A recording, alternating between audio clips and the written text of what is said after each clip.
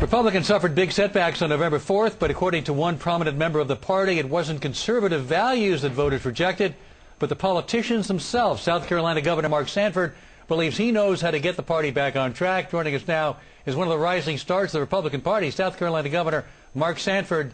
Hey, Governor, any trips to Iowa planned anytime soon? No, you're safe. No, I'm not in Iowa. I'm fine.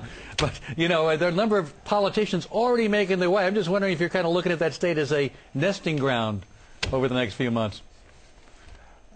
No, I'm nested right here in South Carolina. Okay, I got it. You said America has turned away not from conservatives, but those who faked conservatism.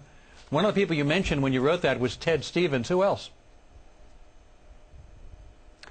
Well, I just think that he's a poster child, if you will, for the larger notion of Republican Party gone bad. I think that the fundamentals of the Republican Party, what it was originally built on, which is this larger notion of conservatism and individual liberty, is what's key to the party and key to going back to in the party. I think that what went wrong with the Ted Stevens model, if you want to call it that, was here was a guy who didn't talk about less in the way of taxes or less in the way of spending, but simply more that he could bring home for his state, like bridges to nowhere in Alaska. And he stayed so long that he became ethically blind to some real problems that ultimately had a lot to do with his undoing. Who else faked conservatism? Did George Bush fake conservatism by buying out companies, bailout plan, billions of taxpayer dollars to go to private companies? That's not real conservatism, right? I would say that there are a lot of people in the party that had questions about some of the things like the prescription drug plan, others that were big advances or big growths in government. And this notion of passionate conservatism to some people meant being all things to all people. I think the real question, though, is not where we've been as a party, but where are we going to go? And if you look at the Bobby Jindals of the world, who's the governor of Louisiana, or look at Rick Perry in Texas, or Mitch Daniels up in Indiana, there are a lot of governors, there are a lot of folks at the precinct level, at the county level, who are working very hard to bring back the conservatism in Republican Party. In other words, the problem with the party is that in many cases they ran on one theme but governed on something else. And that notion of not walking the walk in the world of politics, I think, can be deadly, as we've seen a couple Tuesdays ago. Who else would you put in that category? What other names would you add as the future of the party? Sarah Palin, for example?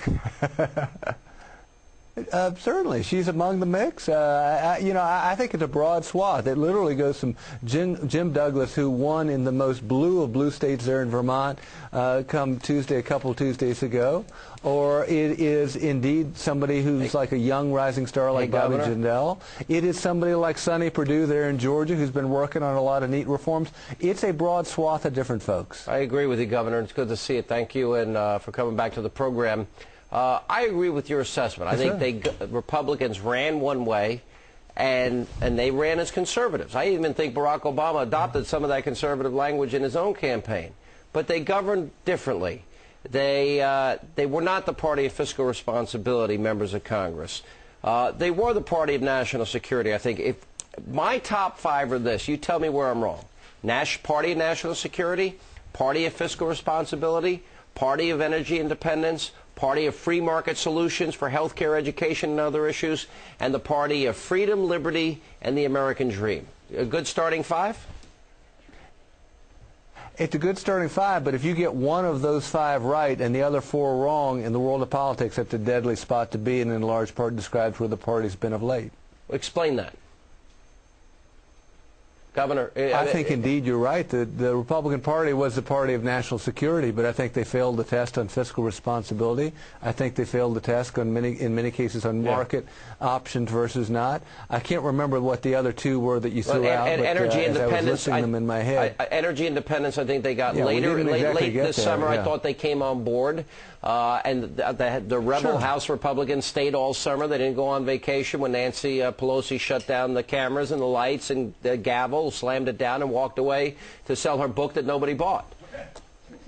Oops, did I say that? No, I wouldn't disagree with you there, but I think that when you talk about late summer, when the election's coming in November, it just gets to be very late. It's too late. And I think the biggest issue, though, in the minds of people is, you know what? Why can't the Republican Party promise they won't sign any bills? They won't support any bills with earmarks. Why can't they start there, especially in light of Barack Obama's talking about, you know, billions, hundreds and hundreds and hundreds of billions and trillions of dollars in government bailouts. Why don't they oppose it and say, we're not going to support this? Would that be a good start? I think it would be a fabulous start. Let me give you a little example of that. Here in South Carolina, we had a guy who drove a stock down from about 30-something down to about 4. His reward for that was an $18 million payout. He was to get paid out at the end of the year. They moved the payout so that they could then be eligible for the bailout money, for $300 million worth of bailout money there at this local bank. Governor, there are so many things that absolutely gall the taxpayer out there, and you're exactly right. That'd be a great place to start. Governor, thanks for being with us. Appreciate it. When we come back, Alan has a special announcement.